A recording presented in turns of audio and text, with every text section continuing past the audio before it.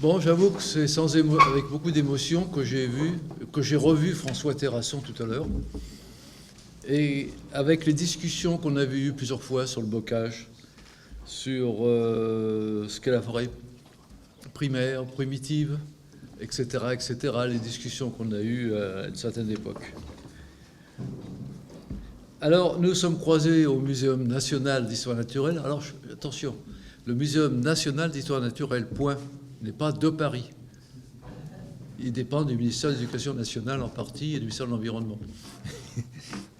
Non, mais je dis ça parce que souvent, les gens font la faute et puis mettent de Paris. Non, il est situé à Paris, c'est pas pareil. Voilà. Bon. Bon. Donc le Muséum national d'histoire, que j'appelle parfois surnaturel, vu ce qui s'y passe en ce moment, est un établissement donc à vocation pluridisciplinaire dédié aux recherches portant sur les trois règnes de la nature, botanique, géologie et zoologie, et les sciences de l'homme. Donc c'est un autre règne qu'on pourrait rajouter. Souvent on dit les trois règnes de la nature, mais on peut dire presque quatre, dont les ethnosciences. Il s'ensuit une proximité d'équipes de recherche permettant des rencontres entre divers spécialistes et de nombreux débats sur des sujets touchant la biodiversité et les lois naturelles. De nombreux chercheurs français et étrangers se joignent à ces équipes, apportant ainsi leur point de vue. C'est dans ce contexte que j'ai connu François Terrasson. Voilà. Nous étions tous deux chagrinés de voir comment la nature était, et hélas, l'est encore plus que jamais. Tout à l'heure, vous avez entendu ce qui a été dit. Maltraité par l'homme, alors qu'il lui en doit tant, ne serait-ce que sa présence sur la Terre.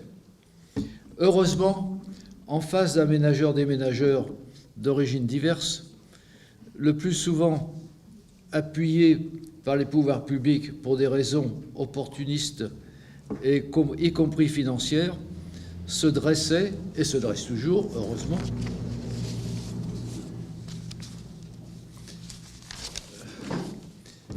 et c'est encore de nombreux citoyens prêts à en découdre par le biais de leurs associations. Dans la biographie de François, j'ai fait que je lise un peu, que je cherche, parce qu'il fallait que je démontre qu'il est atypique.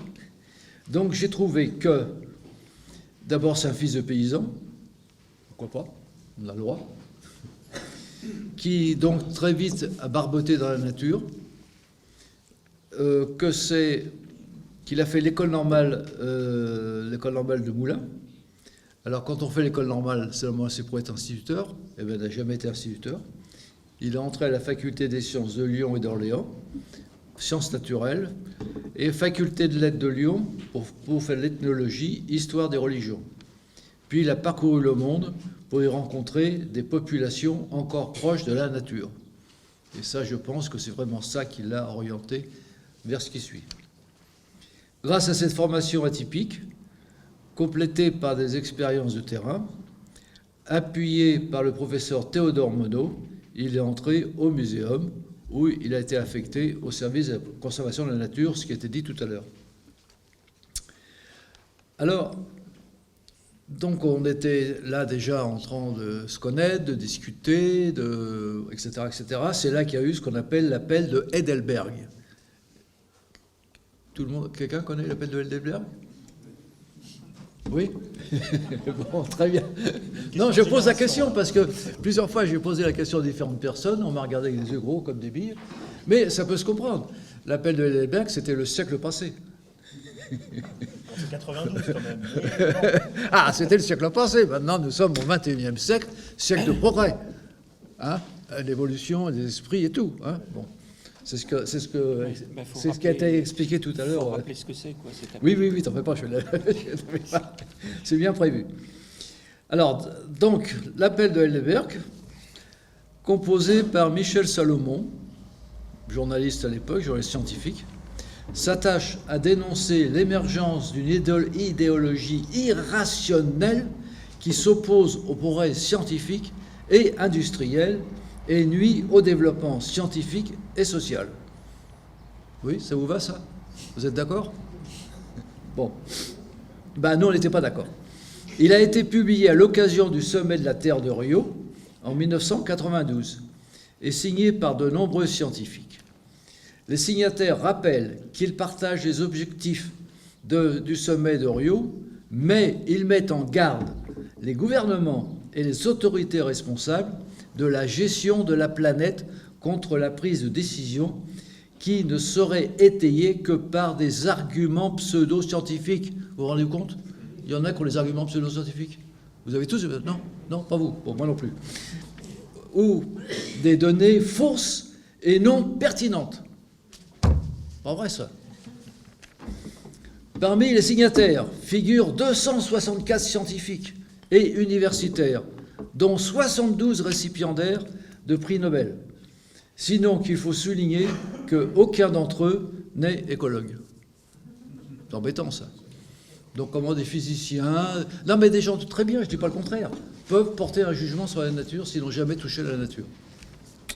L'appel d'Heidelberg est un court texte d'une dizaine de phrases qui plaide pour une écologie scientifique dans laquelle le contrôle et la préservation soient basés sur des critères scientifiques et non sur des préconceptions irrationnelles. Ben oui, parce que nous, quand on dit des choses, on est irrationnel, hein, c'est connu. Et défendent l'idée d'une nécessité absolue d'aider les pays pauvres à atteindre un niveau de développement durable, de les protéger contre les problèmes et dangers engendrés par les pays développés, lesquels, je ne sais pas. Il se termine par la conclusion suivante. Le plus grand mot qui accable notre terre sont l'ignorance et l'oppression, et non la science, la technologie et l'industrie, dont les instruments, lorsqu'ils sont adéquatement gérés, deviennent les outils indispensables à un futur façonné par l'homme, par elle-même et pour elle-même, lui permettant ainsi de surmonter les problèmes majeurs que la surpopulation, la famine et les maladies répandues à travers le monde. Voilà. Alors devant cet énoncé de contre-vérité, nous, François et moi, et moi-même, avec d'autres compagnons, n'avons pu résister sans réaction.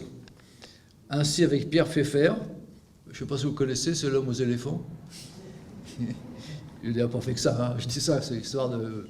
Bon. Et Marc Salomon, le fils du père. Qui est là. Qui est là, qui va parler cet après-midi. Nous avons rédigé un contre-appel dont la trame est copiée sur celle de l'appel que nous avons repris chapitre par chapitre en dénonçant ces contre-vérités. Alors, par exemple, on va prendre seulement le premier chapitre, on ne va pas tous les prendre. Par exemple, l'appel commence ainsi. Nous, sous-signés, membres de la communauté scientifique et intellectuelle internationale, partageons les objectifs du sommet de la Terre qui s'est tenu à Rio sous les auspices des Nations Unies et adhérons aux principes de la présente déclaration. Alors chez nous, ça devient « Nous, sous-signés, membres de la communauté scientifique ». Ben, nous aussi, nous sommes les scientifiques. On le prétend, du moins. Bon, on fait peut-être que les sciences naturelles, mais c'est quand même scientifique. Tenons à donner notre avis après l'appel de scientifiques célèbres réunis en conclave à Heidelberg à l'initiative d'industriels sur la défensive devant les succès remportés par les mouvements écologiques. Alors, parmi les succès, se souvenir, c'était au siècle dernier passé, je sais, qu'il y a eu en France, quelques années avant, des élections régionales, et ces élections régionales, c'est là que les mouvements écologistes politiques ont commencé à avoir un certain succès, auxquels s'associaient des ouvrages faits aux États-Unis, auxquels s'associaient. Donc il y avait une vague, je dirais, internationale, y compris en France, d'où, vous comprenez, l'inquiétude des industriels qui se disent « mince, alors ces fichus écologistes, ils vont tout nous foutre en l'air ». Voilà. Alors c'est pour ça donc qu'il fallait réagir. Alors, très rapidement, d'autres signataires se sont fait connaître. Bon, je cite les premiers. Aoud, qui était attaché au muséum, Breuck, professeur agrégé en sciences naturelles, Guérard, professeur des sciences naturelles aussi, Madame Jovet-As, ça c'est important, professeur honoraire au muséum, Moriès, maître de conférence au muséum aussi, Ramad, je ne sais pas si vous le connaissez, qui était professeur à l'université de Paris 11, Françoise Serre, qui est là, là, elle était dans les premiers bon, et Jean-François Terrasse, directeur scientifique du WWF France. Alors, notre contre-appel, après, a été largement diffusé, y compris vers la presse. Greenpeace, par exemple, a consacré 2 pages de la revue à un article intitulé « L'appel ou la peur de Heidelberg », en reproduisant in extenso notre réponse.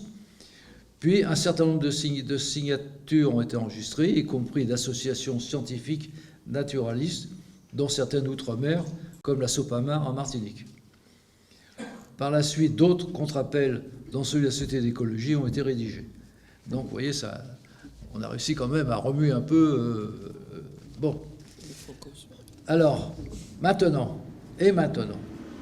aujourd'hui, l'esprit de cet appel n'est pas mort. Hein, vous l'avez entendu tout à l'heure. Enfin, je veux dire, comment il s'appelle Roland Demilal nous avait bien expliqué où on en est. On en est effectivement, c'est triste.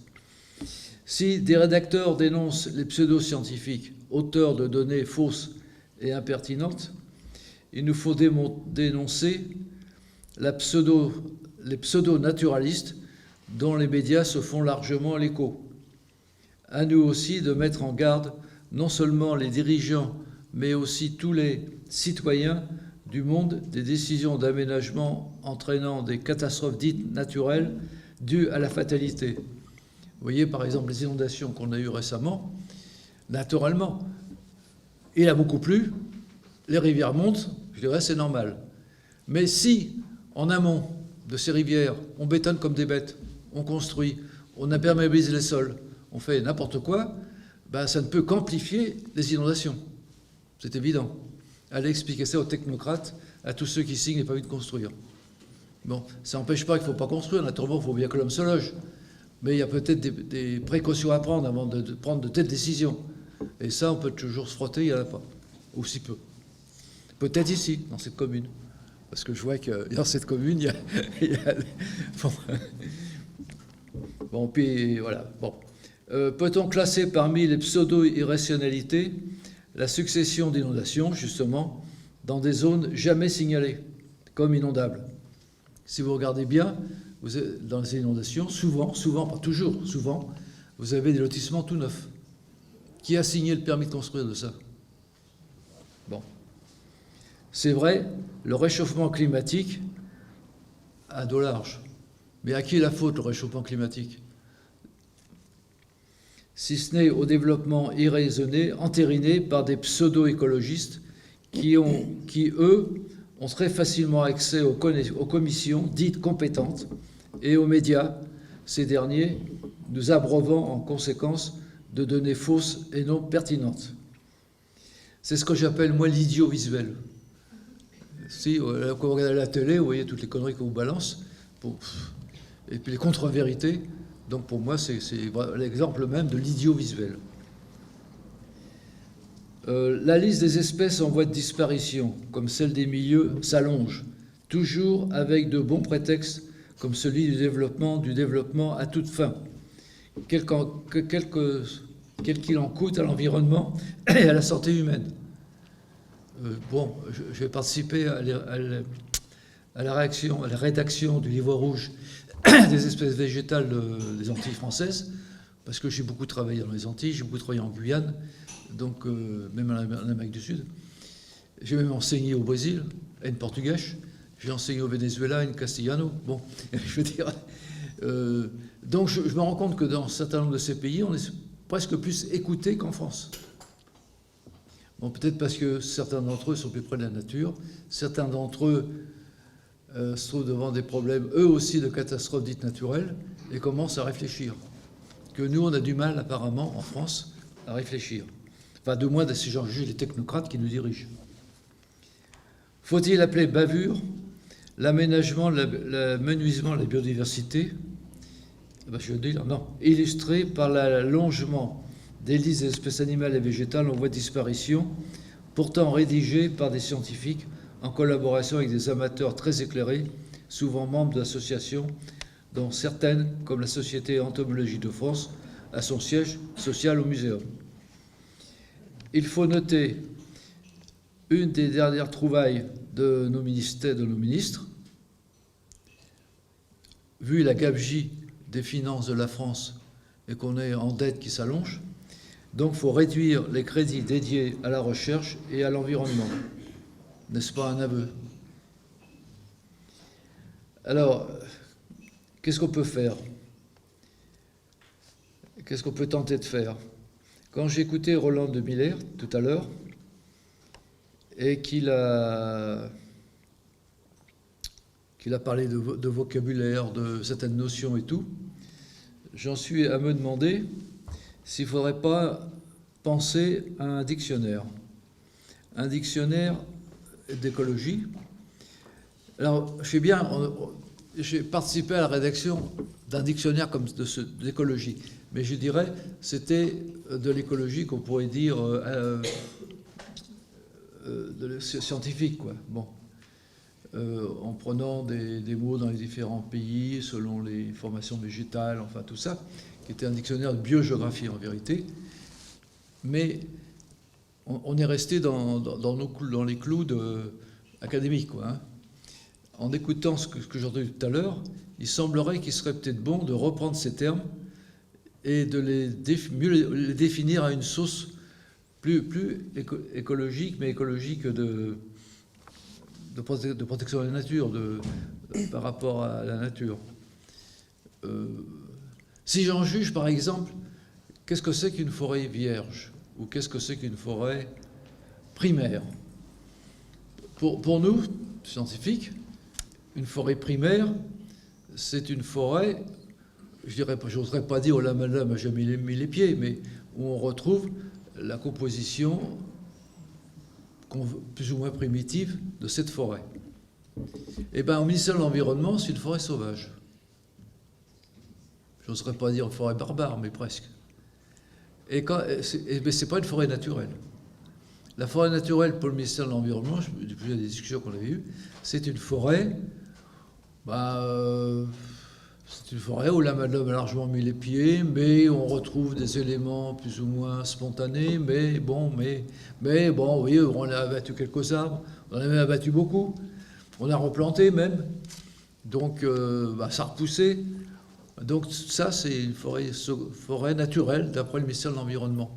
Donc vous voyez comment on prend des termes, et selon les besoins et les circonstances, on les dévoie totalement, et même à la limite, ils finissent par vouloir dire le contraire de ce qui avait été dit, de ce qui avait été défini avant.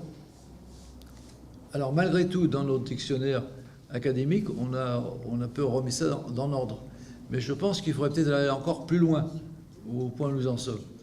Parce que la dégradation est telle des pensées et de tout ce que l'audiovisuel nous balance, que malheureusement, pour beaucoup de gens, ils prennent ça comme argent comptant, quoi. Hein.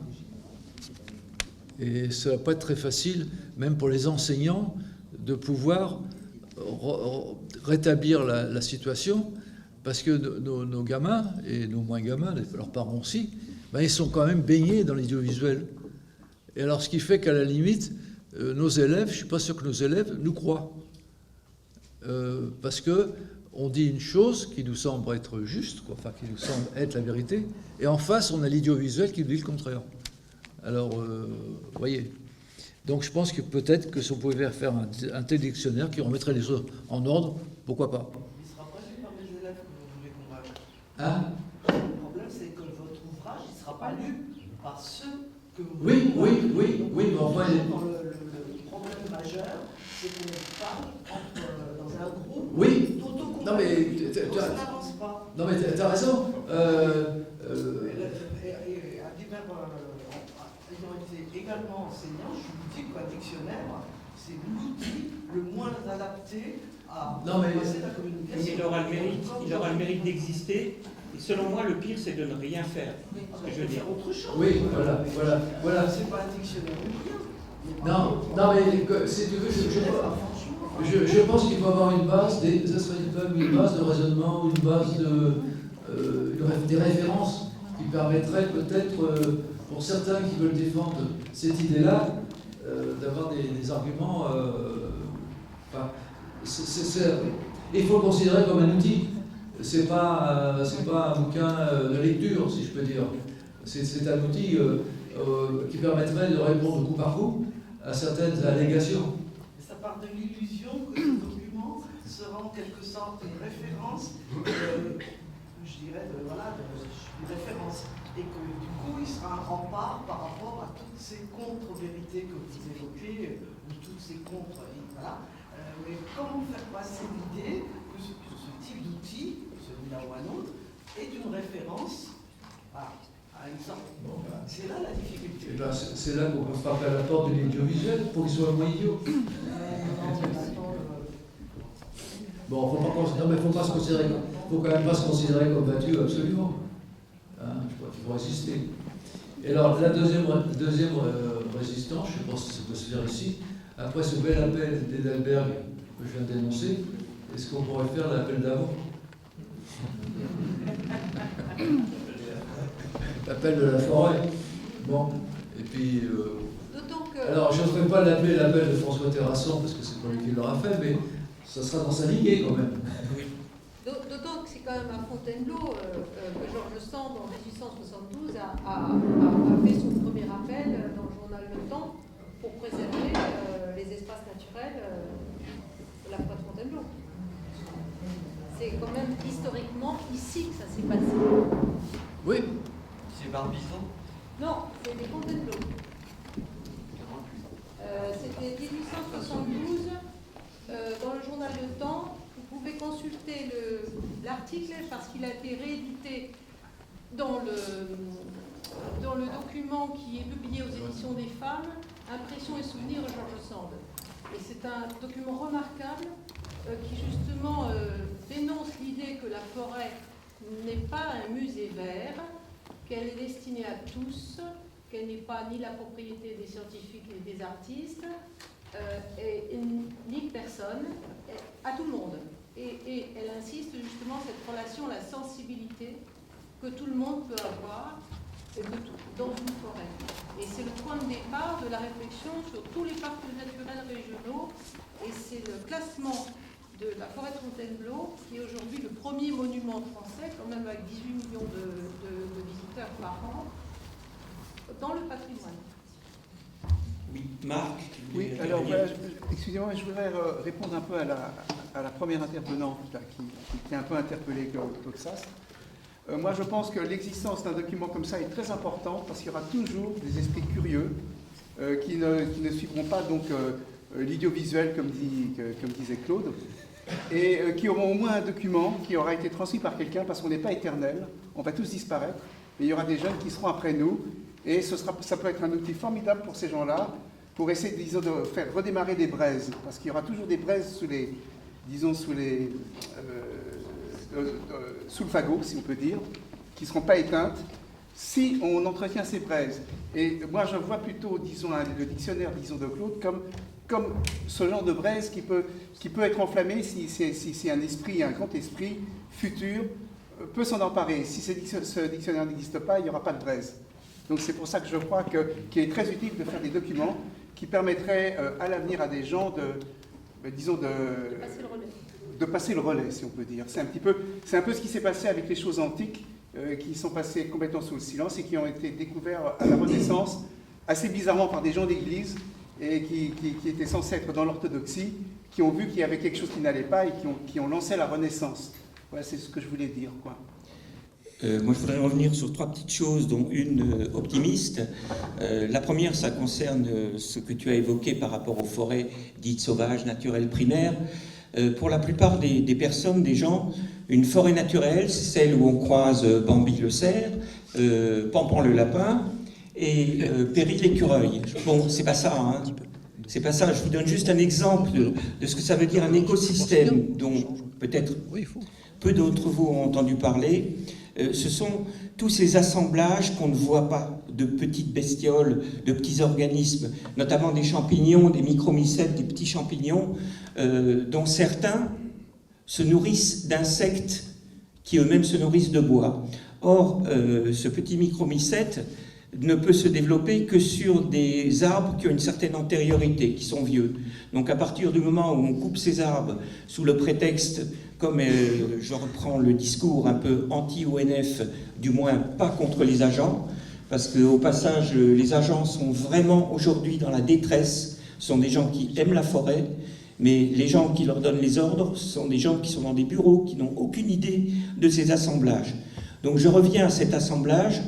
Parce que les technocrates de l'ONF disent un chêne, ça ne peut pas vivre plus de 200 ans. Vous avez des chênes qui vivent jusqu'à 550 ans, 600 ans. Le chêne de la ville. Notamment, oui, et puis dans des pays où il y a encore des lambeaux de forêt primaire, les forêts de l'Est. Donc ce petit micro-organisme s'installe donc sans faire du tout de dégâts à l'arbre.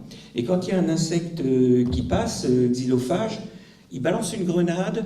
Il y a une enzyme qui va se nourrir de la cire de l'élytre, une autre enzyme de l'élytre et une autre qui va pénétrer dans l'insecte et le manger. S'il n'y avait pas eu ces petits champignons, il n'y aurait plus de forêt. Hein. Les insectes xylophages auraient tout bouffé et seraient disparus.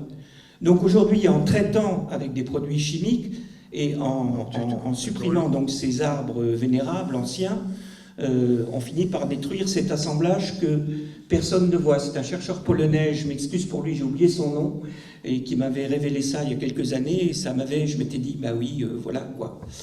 La deuxième chose, c'est que nous, on fait partie d'une génération, c'est la chose optimiste, hein, des années 50, mais moi, je n'ai pas du tout envie d'annoncer la fin du monde. Hein. Il y aura d'autres choses qui vont se développer.